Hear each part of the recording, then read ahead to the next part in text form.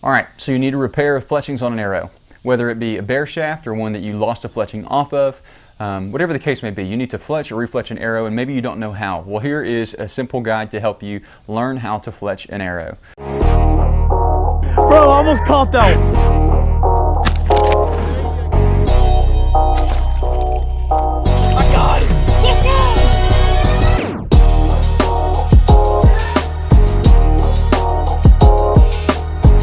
As far as archery skills, this is something that every archer needs to be able to do. You can do this really simply. If you buy a jig, here's the jig that I have the Bohning. It's just a classic jig, and it looks a lot like a Bitzenberger, which I also have one of those. I just bought this one, so I'm going to try it out. But these are not very expensive. They're $40 at Bass Pro. It doesn't take a whole lot. So get you a jig. That's the first piece of equipment that you're going to need. Second thing that you're going to need for refletching is fletching. So you can order them off of Amazon. Obviously Bohning, I think is going to be the most popular, Bohning or Blazer. I have some that came with my Black Eagle arrows that are from Blazer. I ordered those 3 years ago, something like that. So jig, fletching.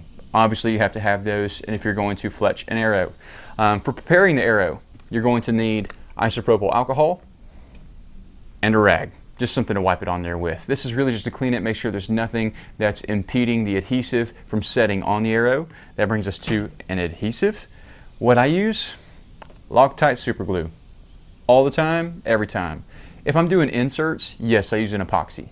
But if I'm just doing fletchings, super glue works great. Not like Elmer's, okay? Get you some high strength super glue, and this is gonna be more than sufficient to do the job. Every arrow that I shoot has super glue fletchings, and they last every year, all year. I have one arrow that I tore the fletching shooting it. It actually tore the top part. It didn't rip off, and it was just done with super glue. That's one of the arrows we're repairing today. And the last thing you're going to need, if you are cutting off a fletching, you're going to need a knife or something just to scrape it off. So that being said, let's get to it. This arrow is one that I had to cut a fletching off of, and so if you look very closely, you can see some of the residue that's still on there. So all I'm going to do right now is I'm going to take my knife and I'm just going to scrape it free.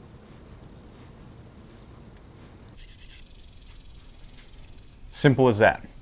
Now that this has been scraped free, it is not ready to put the new fletching on. While I have scraped it, now what I need to do is I need to get my alcohol. I need to clean the surface area.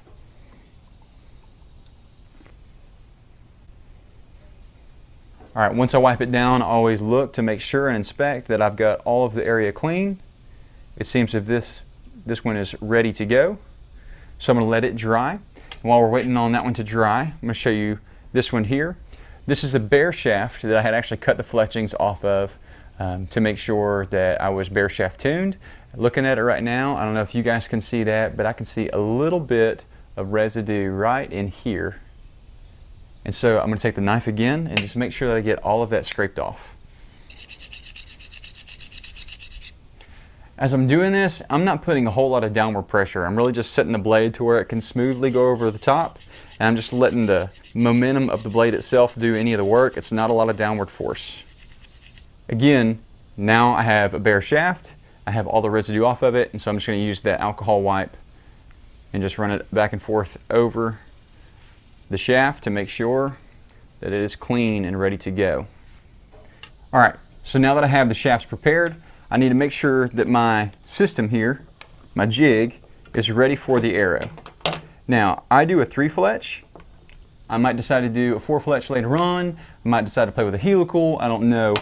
With this jig, you do have the option of putting a couple of discs in and making this a 4-fletch, but I'm not going to do that today. I'm just going to do a typical 3-fletch because that's what all my arrows are. All right, so once you have your arrow in here, you want to make sure that your nock is all the way resting on the inside of the jig where it has a place for the nock to be. So on this one, I already know, I've measured off of the other arrows that I have, that this jig, when it lines up to where my fletchings start, is at about 7/8 of an inch. Now, normally I would rather do something a little bit more even, like an inch, but just the way that it measures on this one, it ends up being 7/8, and so that's what I'm going to do for all my arrows to keep them consistent. So, first thing you need to do is take your fletching jig, make sure that it's lined up correctly, that whenever you put it on here all the way down, that it's going to match up and actually touch your arrow. And so it does right here. It's good. I make sure that it spins 1/3 of the way each time. I'm back to the normal position, or the starting position. And so now I'm ready to fletch the arrow. So what you want to do is you want to take your fletching jig, take your first fletching, and as you're doing this, you want to line up your fletching, the bottom of your fletching. Now as you're doing this, you want to take your fletching and line it up to where the bottom of your fletching is at the point that you actually want it to be. If you look at the fletching jig here, you can see that it's down to about 7/8 of an inch, which is consistent with all of the other arrows. So now that we're here, I'm going to take this, and just as a last second, it's always best, measure twice, cut once. Everybody's heard that. I'm going to measure this and make sure that it is consistent, that it's going to be even on my arrow. I make sure that all of the fletching is touching. You always want to do that before you put any adhesive on the fletching itself. So now I know I'm ready to fletch. So I'm going to take my fletching off. Make sure everything's set. And so now I'm going to apply a thin layer of adhesive.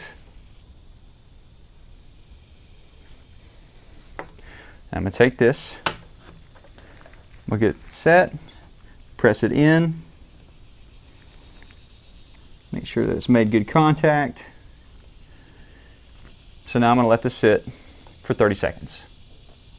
When you go to remove the jig from the fletching, you want to make sure that you open the clasp and you don't pull at the same time. So be very delicate with this. I'm going to go ahead and squeeze it.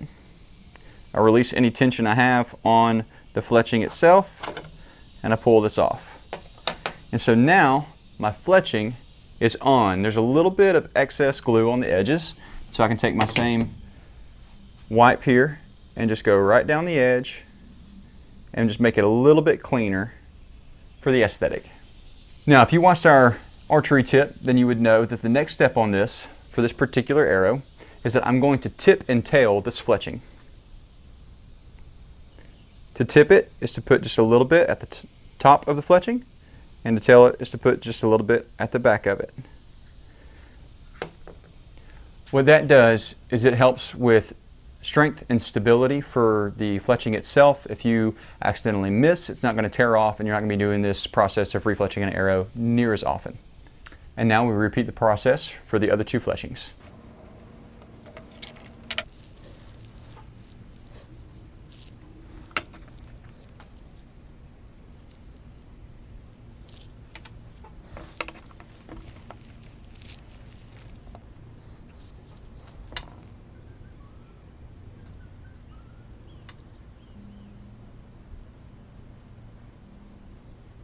Alright, so this arrow is done. I did do an off-colored fletch for my Nock fletch. You can see that I did a kind of a neon yellow, just what I had here. This will be a target arrow for me. I do have newer arrows that I've built that I make sure that they're broadhead tuned, and so I got my best in my quiver. That's what we all want to have. And so that's the process of refletching an arrow. It's really simple. It's something that everybody who shoots needs to know how to do. And I think we just get intimidated thinking that we have to have this happen. We have to get them pre-fletched from a factory. But honestly, if you're doing your own arrow builds, if you want to have the most consistent arrow flight, then you need to figure out where you need to fletch your arrow based on the strongest part of the spine and those sorts of things. And so it's a really easy skill that I would recommend everybody try and develop. And so hope you found this video informative. If you will, smash the like and subscribe buttons below. Kepler Creek, we're going to have a lot more content coming at you once hunting season comes around. Hopefully we'll have some deer on the ground, maybe some hogs, some ducks, things like that. So you don't want to miss out on that. Till then, see you next time.